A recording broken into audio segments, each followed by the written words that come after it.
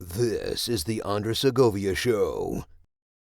Hey everyone, it's Andres, and I'm doing a pre recorded stream to respond to your questions and comments that you left regarding the Unplugged phone. So, this is the third such stream I do exclusively on Unplugged questions and comments. I have done a few other streams as well where I do respond to you, but some of you may not have checked it out if you didn't see Unplugged on the list. So, I did cover some specific Unplugged stuff in my recent one when talking about the X phone or will Elon build the X phone and things like that. I did drop something there that I wanted to make sure I highlight here for those of you that are specifically looking for unplugged phone coverage because honestly, thanks to the very many of you that have been really curious about this, I'm officially at 2,700 subscribers as I'm going recording. Thank you so very much. That means I've gained 400 subscribers since March, and that is just about as much as I have on Rumble now. So Rumble, despite having fewer subscribers,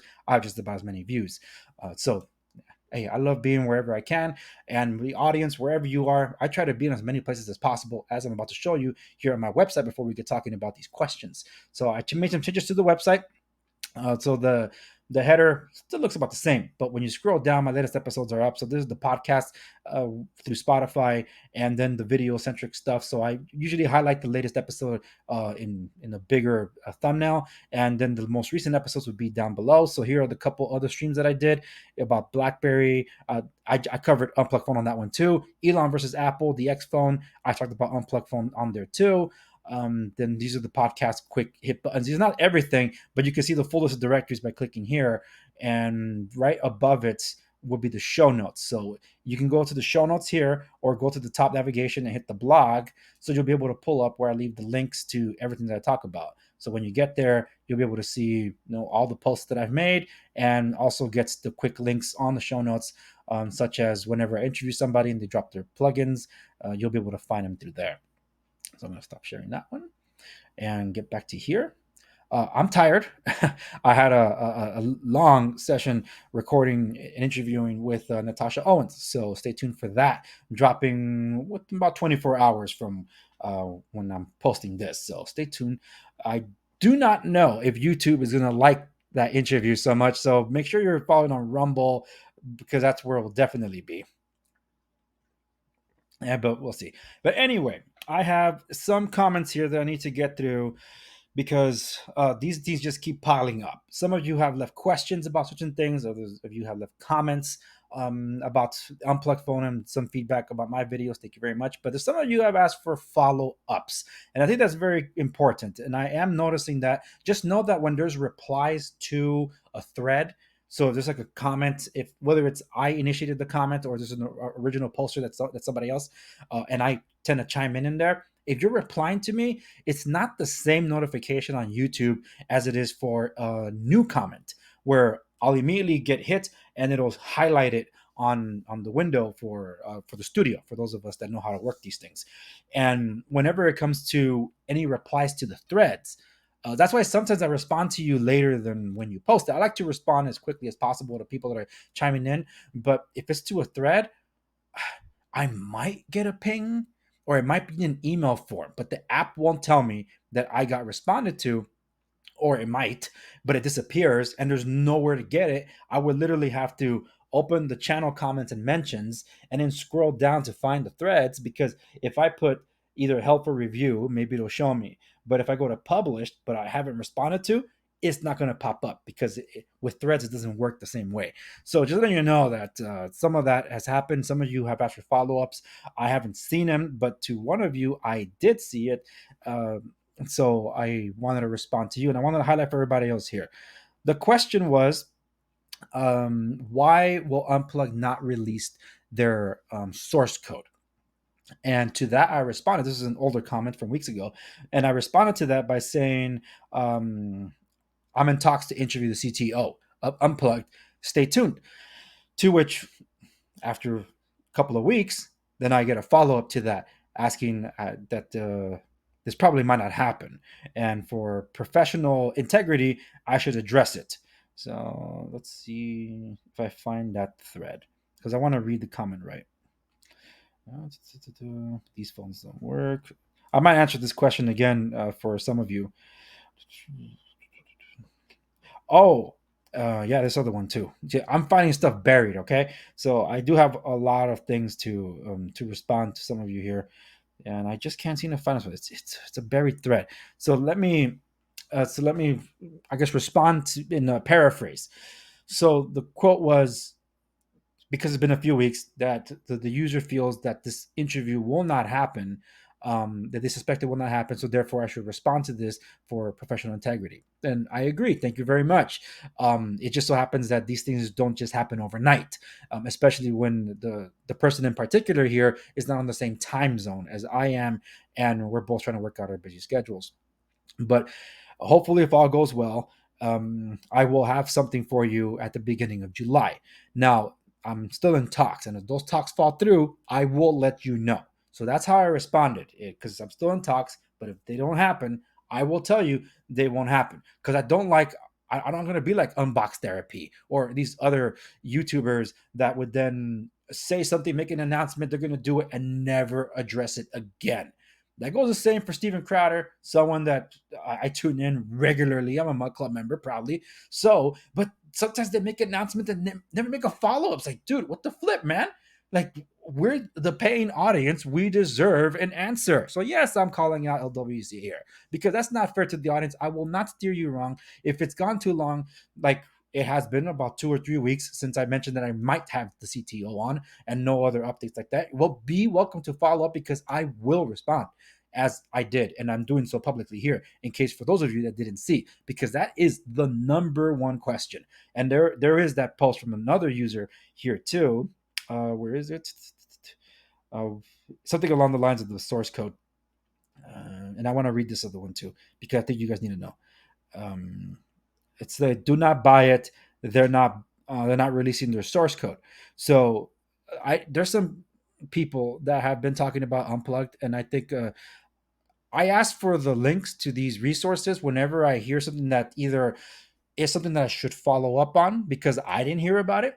But sometimes I'm not provided any feedback on it. It's like, look, I've done everything that I could to research what I can for what I covered during the review period. I'm no longer in the review period for the Unplugged Phone, and that's the only thing that I'm covering. But a lot of you are finding my channel, albeit Rumble, Substack, YouTube here, because of this subject, and it's on the forefront of your minds. And when you have topics like Microsoft releasing their or announcing Windows Copilot and Windows Recall, and then you also have Apple with their AI or Apple Intelligence, because they got to do it the Apple way.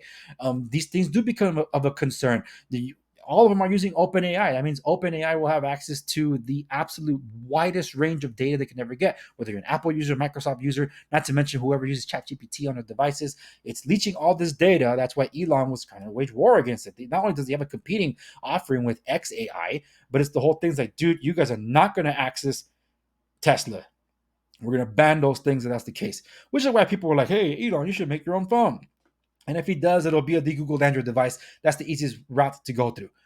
Okay, and he does, and there's no app developer support. What then? We're going to have the same complaints that we have about the Unplugged Phone and any other de-Googled device for anybody in the know. So just thought that it was pretty interesting conversation. But someone here thought, this is from Dustin Brilliant 2113. It's from 2 weeks ago, and I did respond to that when I saw it, but I don't think I brought it up in one of the streams. So I'm going to bring it up now. The user said, I thought Verizon stated specifically they wouldn't allow the phone to work on the network. This changes things. I believe that this changes things is referring to me showing on my review, because this was left in my review of the Unplugged Phone, where I showed that I was testing the Unplugged Phone on Verizon when I did my testing. Okay, but I did ask the user, and I never heard back in 2 weeks as of this recording. And it says, do you have a link to that statement? Because I haven't heard anything officially from Verizon told to me. That doesn't mean it hasn't been responded to in some way, fashion, or form elsewhere. But because of that, someone asked me, would you think that then the phone, the Unplugged Phone, will work on Xfinity because it uses Verizon? Like, it won't hurt to try if you want to give it a shot. But I'm just telling you, I used an active SIM that I took out from my daily driver and put it into the Unplugged Phone. Where I think it will not connect for anybody, like for example on Verizon, would be if you try to use the eSIM, the embedded SIM, or the electronic SIM that's inside the phone. So that's where Verizon might say we're not using that. And it's along those lines that someone had posted some time ago, and I brought it up in one of the streams where they said that AT&T told them they don't support the phone. And that flies in the face of what some of the claims that Unplug has on their website. Because you go to the, let's go to the website. Let's see if they made any changes to it. Okay, I got a whole new setup here for my station, my studio, and I am still getting the, into the used to the layout. All right, let me share this with you. I might change the look of it though. Let's see here, and let's share this one. Okay, so over here, which mobile carriers works with Unplugged Phone? The Unplugged Phone is equipped to work with the three big US carriers once fully verified. The phone currently works on AT&T and T-Mobile networks. We are pursuing verification with Verizon, but the process is more involved. Another class of cell phones are mobile virtual network operators, MVNOs. Examples include Patriot Mobile, Mint Mobile, Cricket, and others. MVNOs on the AT&T and T-Mobile networks will work on the Unplugged Phone. In other words, if there's any of those that use a Verizon, then it might not work. But this is interesting. I do not recall this being on their website before. The Unplugged Phone is equipped to work with the three big US mobile carriers once fully verified. This is interesting. I'll have to look back at my previous streams because I don't remember that text being put there before. I believe it said it was officially works on AT&T T-Mobile, but I could be wrong. But then again, history won't lie. The internet's forever. I'm going to look back and see if that is the case. So I will definitely check that out. Now, this kind of goes in what some people have brought up. I saw the comments. Some people say that AT&T doesn't officially support the phone.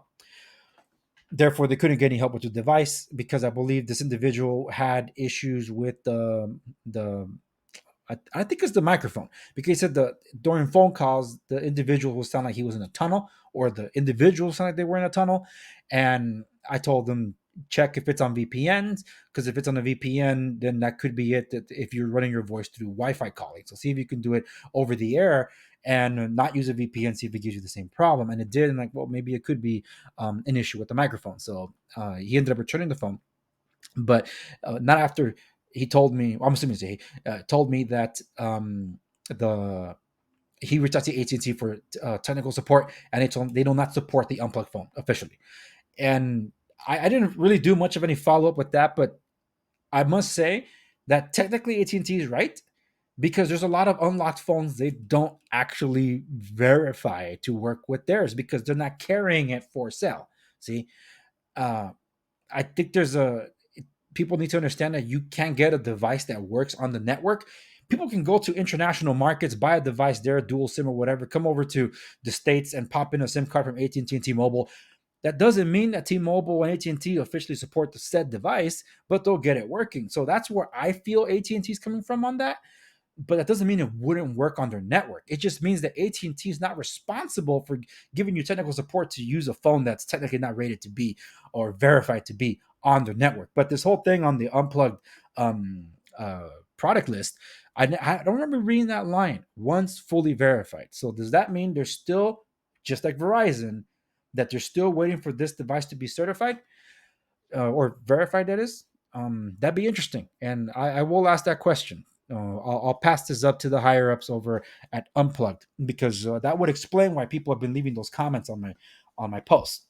So I wish I could help you with that on the network thing. What I would suggest you try doing. I keep hitting the desk. I'm so sorry. I'm gonna keep hitting the camera. I I've been sitting here for a while. I had a lengthy recording session with Natasha Owens that I think I mentioned already. So no, that's why. Like I'm just taking advantage of doing back-to-back recording sessions here. So I might look like I'm wearing the same thing in the next episode because I am. But yeah, so I'll bring it up to Unplugged and see what's up there. And if they have anything on maybe some kind of rating on like dust and water, because I am curious about that. I've been a little concerned about not knowing, so I've been babying the phone. So just letting you know about that. Still, if there is something Here's an example. For those of you that are unawares, I don't have it here, but for those of you that are unawares, I did a video on the Microsoft Surface Duo. So I did cover the Duo, the first generation when it came out. I did have warranty replacement on one of them, and I wanted to do another warranty replacement before it expired because there were some issues on Microsoft's side, but they charged me for it. And I went back and forth with them, and I covered the entire thing on my channel, particularly on YouTube. I know all the videos are there, so I covered the drama. So then I put up a video: "Do not buy the Microsoft Surface Duo," to which a bunch of people didn't like the video because I was discouraging people from buying it and thought I was hating on the phone, when they missed the entirety of my coverage of said device, and telling them, despite the issues with it, I love the phone. But the warranty experience of Microsoft sucked. One of the things, though, I was using it on Verizon, and this was a device that was not technically rated to work with Verizon in that sense. So I keep hitting the desk. But the thing is that I only exclusively been using it on Verizon. But Verizon, even though it wasn't one of their devices, they tried to help me. It also helps to have people in high places, okay? But at the end of the day, there was an issue with said device, but I do believe it was a software thing that Microsoft broke. So I couldn't use it on Verizon. I stopped using it. That's why I did a video on it and complained about it. But eventually, when they did the last update for Windows Android 12L, the last security update for the Surface Duo, and then just it's paperweight according to Microsoft, it started working on Verizon again. So they fixed whatever it was. So hopefully, if it continues to be an issue, something that could be resolved with a software fix. Assuming there is a software issue, it's just that you got to see the logs, and only the software engineers will be able to see that. But with only one complaint that I've seen from people, and me not experiencing the same thing, I believe that device was maybe a hardware failure or some kind of issue there. It happens. It's just so many devices being made. Odds are there might be hardware issues with at least one of them. But with respects to people trying to get it to work on Verizon, and you keep running into issues, or even AT&T and things like that, sometimes resetting the network might help. But definitely your chances will be better if you have an active SIM and swap it out that way. Just letting you know, that's how I've done it. That's how I've gotten into work. And normally with unlocked phones that are not bought through the carriers. Okay. All right. Let's see which other one here. That's a BlackBerry comment. So no. Great discussion. Thank you. That was with reference to my interview with the CEO of Unplugged. This was, I did mention this one in the previous stream, so I'll skip that one. That's an insult, so I'll skip the troll.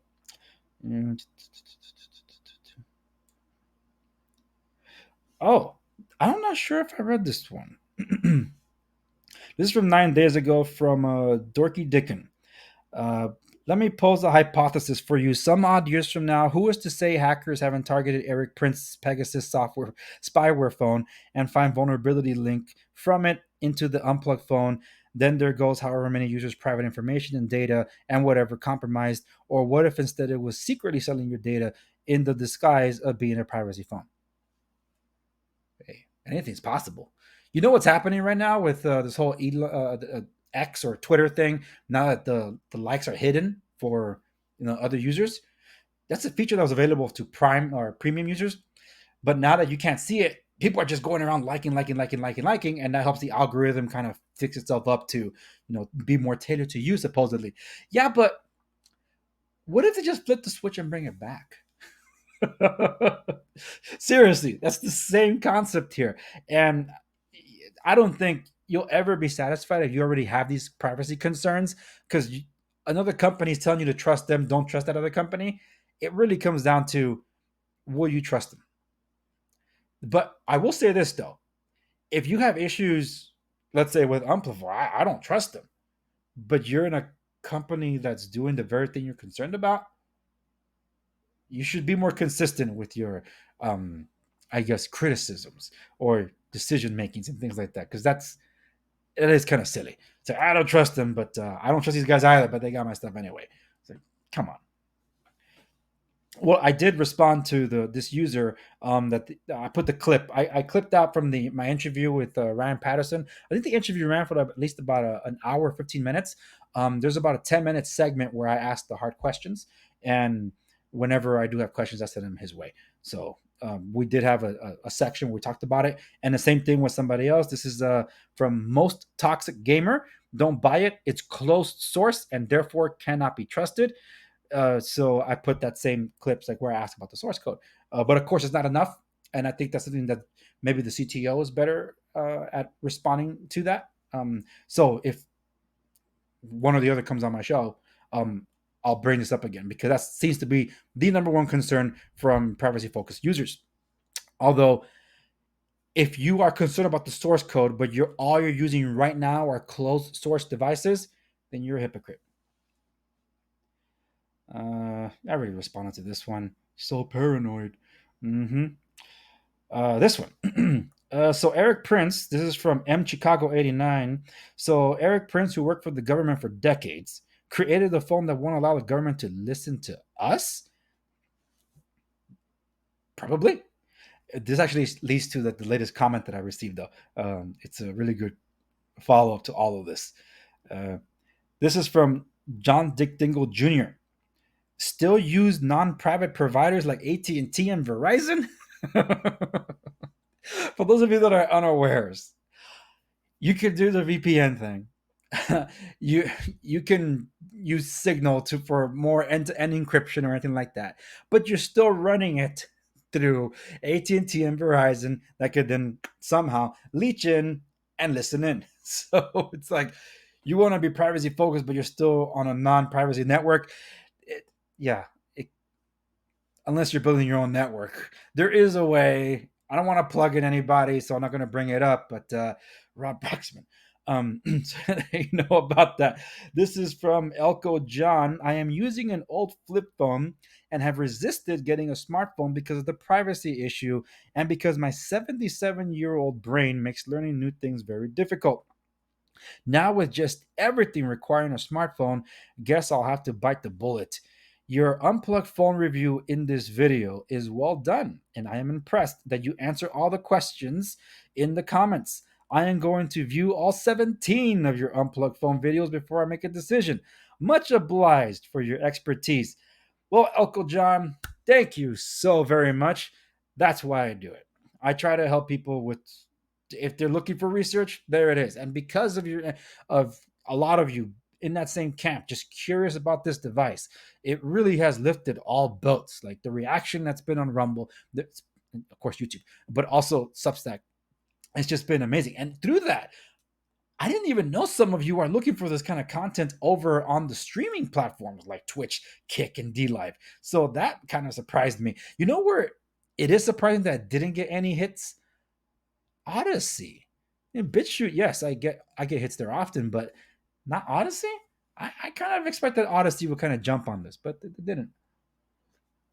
Okay. All right. So I did respond. Thank you for watching. And then Gizrelli? Gizrelli? I would pronounce that right. I got one 2 days ago and I am 78, but I am also using an iPhone. What a mess, but I am not giving up. Well, to those of you that just got it, if you haven't checked that out, I recommend you go check out this video. I have to pull it up here. So let me pull up the YouTube.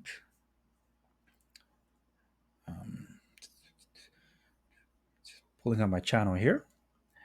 My videos. Okay. The Unplugged Phone App Store experience. All right, here we go. Over 2,000 of you on YouTube alone have seen this. So I'll have to put it back up here. Okay, there we go. All right, so this particular video here, bought the Unplugged Phone. Do this first. Oops. Let me fix that. Okay. All right, if you bought the Unplugged Phone, do this first. So I recommend you go check this out. There is a little bit of an update to this because I give 5 tips on how to use this on unlocking developer settings. But this part here, after I tell you to download F-Droid, F-Droid itself is now available on the Unplugged Phone store.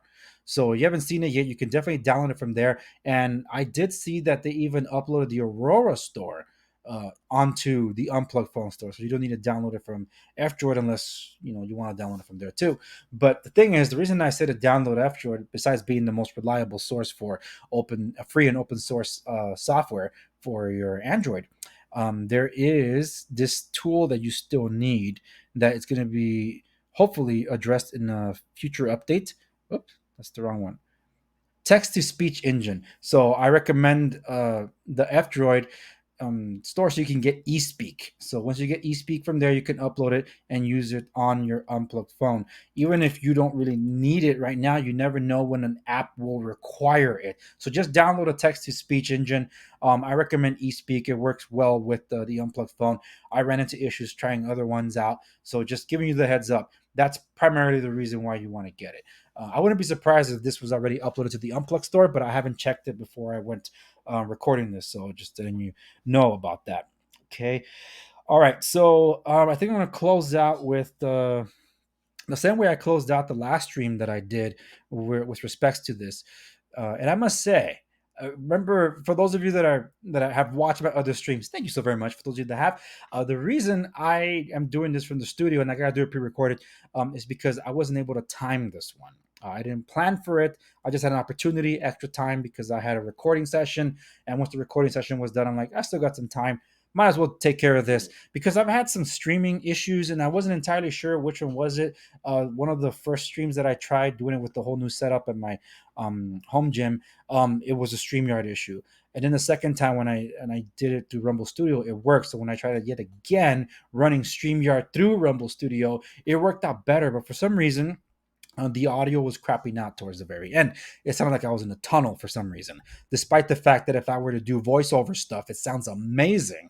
But for some reason, it doesn't afford me the same quality of audio output when I'm streaming. So I did reach out to StreamYard and I also reached out to Rumble Studio. If there's a setting I need to tweak for the output from StreamYard to Rumble Studio so they could go out better, because if not, then if I have to, I will use StreamYard. As much as I want to use Rumble Studio, I want to use it. But in tuning into some of the big channels that have been using Rumble Studio over from Rumble, they've been having some audio clippings too. So I'm like, hey, you know what? It's not just little old me. So whatever it is, it seems to be a transmission issue from whatever preferred transmission running through Rumble Studio. There must be like a little bit of a delay there, or maybe just too much traffic. So now I feel better knowing that it wasn't just my setup. This looks to be an existing issue. Okay, so now let me stop sharing this thing because I'm going to share with you this. Some of you have probably experienced this issue. I experienced this so often with the Amazon App Store. But what I'm about to show you applies to Aurora Droid or the Aurora Store and the Unplugged Store. Because every now and then it'll show that there are updates to the app. And this has happened to me on the Google Play Store. That one's a little trickier to like clear out the cache and download the app again. Sometimes I gotta uninstall the app and then reinstall it just to clear it. It's ridiculous. But what I'm about to show you is a clip that I put up as a short on YouTube, and I believe I posted it to some of the socials. And it's on how you can clear the cache or the cache on your device so you can try the download again so it could install, because sometimes these installations will hang or time out or just cancel altogether. And the way I found that it works best is that we'll just clear out the previous downloads. That's probably what's causing the hiccup. So this is said video. I toggle some switches. It says downloading, but it won't down. So go to settings. That's loud. Hold on, man. Long, really loud. I picked the long song for this. All right, so then I go over to the app settings and I look for the Unplugged Store. This is the Unplugged Phone, by the way. So when I go there, I pick the Unplugged Store and then I clear the cache. So after I click it, I go back to the store and see if that worked. And in this case, it didn't. So it will still hang when I try to update the app. And it wouldn't just be the one particular app. It applies to multiple apps here. So then okay, fine. I go back to the settings. Then I clear the storage. Let me pause it here. I want to explain to you what clearing the cache versus clearing the storage is, because like you're probably wondering, well, why don't I just clear the storage then if I knew for a fact that would work instead of just clearing the cache? See, the thing is, when you clear the cache, you're signed into your application, whatever it might be. When you clear the cache, you're just clearing out old files that you might not need anymore. Okay? When you clear the storage, it's like resetting the application. So if you're signed into something, odds are you got to sign back in. So I was prepared to sign back into my unplugged account in order to get into the store. But thankfully, I didn't need to do that because I guess it's a system-wide sign-in, so I was able to get back into the app as you'll see here. So I resume, and I go back to the app, and it's reset itself. All the settings were back to default, but clearing the cache, but it had me signed in. I just needed to hit, do you want the notifications or not, as if it was the first time I was installing it. But the good thing is I did not have to re-sign back in because of the system-wide sign-in. So now when I went to go update the app, guess what? Now there's a download meter here. It's working, and then it updates, and then I install the other updates. So one of the apps that I had an issue with was the Samsung Gear app, or the wearable. So I couldn't update that. So now I'm able to go over there and update it, and voila, I'm up to date on my apps. So that's my recommendation, that you try if you run into that issue where your app installations are hanging. With Amazon App Store, you can try the same thing. In the case of Aurora Store, because this happens quite often where they'll just hang, and sometimes it will say that it's not installed or it's not installing. What you have to do is just go clear. You can clear from within the app, or you can clear the downloads and just download fresh again, or just ultimately just do what I just did on these other ones. But anyway, that's it for this one. Thank you so very much for watching this stream of answering your questions and responding to your comments about the unplugged phone. I really appreciate you all wherever you're watching, however you're watching. This is not on the podcast, so just make sure you're like, share, and subscribe here so you don't miss out the next time I do one of these. But anyway, that's where I'll leave it. Thank you so very much. Stay tuned for other content that I'm dropping, including interviews with individuals and other videos that I have in the works. They're coming pretty soon. Thank you very much. See you in the next one.